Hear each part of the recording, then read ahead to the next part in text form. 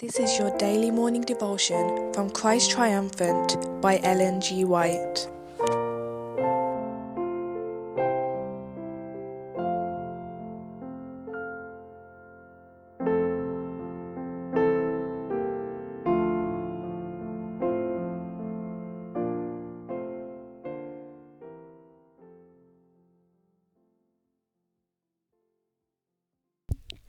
January 9th.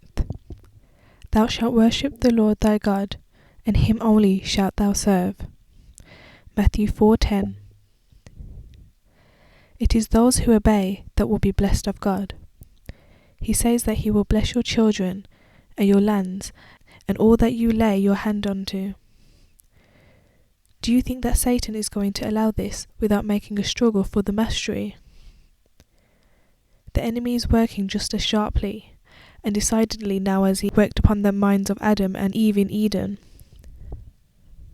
The people are gathering under his banner, and he is encircling them with his power.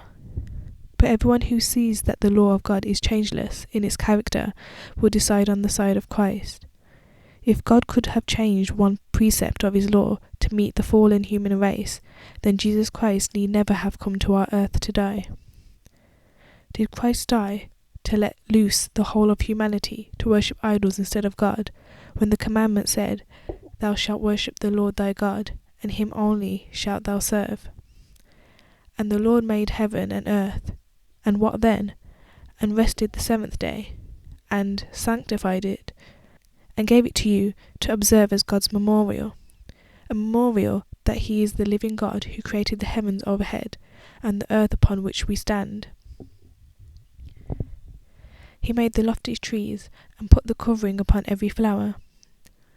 He gave to each one its tints, and the Lord of heaven made human beings, and gave them the Sabbath. What for? For all the posterity of Adam. It was a gift to all his posterity. If they had always obeyed the fourth commandment, there never would have been an infidel in the world, because it testified that the Lord made heaven and earth, the sea, and all that is in them.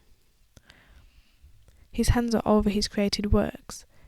Can you wonder that the devil wants to make void the law of God, the standard of his character? It will be the standard in the judgment, when the book shall be opened, and every person judged according to the deeds that are done. And the names are written. What does he say? Engraven upon the palms of my hands. The marks of the crucifixion have engrained them. Humans are his property, and they are God's by creation and by redemption. What do we give to Satan when we can see the point that the law of God needs to be taken away? We give the whole creative universe a defective God, a God that made a law, and it was so defective that he had to take it away. That is all Satan wants. Can we afford to be working on any side but that of God?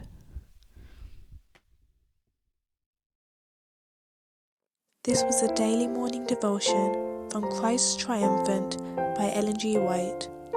Thank you for listening.